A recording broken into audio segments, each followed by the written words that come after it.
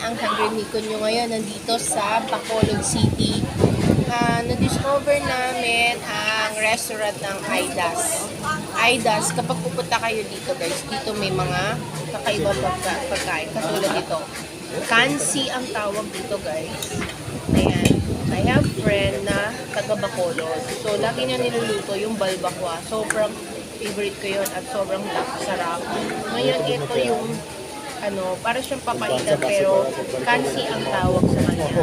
So, ayan o guys. Ayan. Kita mo? Ayan. Yung lasa niya maasim. Sarap. Ang lambot ng baka.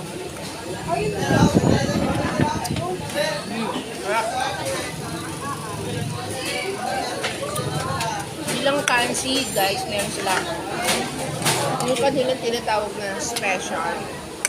Ayan. Ang tawag dito? Sinugba? Sal. Inasal. So, original ng inasal dito sa Bacolod. So, ayan. Okay?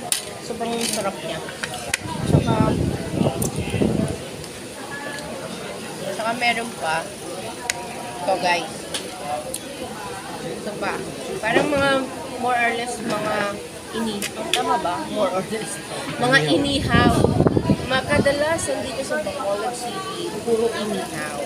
So, meron dito ito, wings, barbecue, tapos meron sila isaw, chicken skin, tapos ito dati.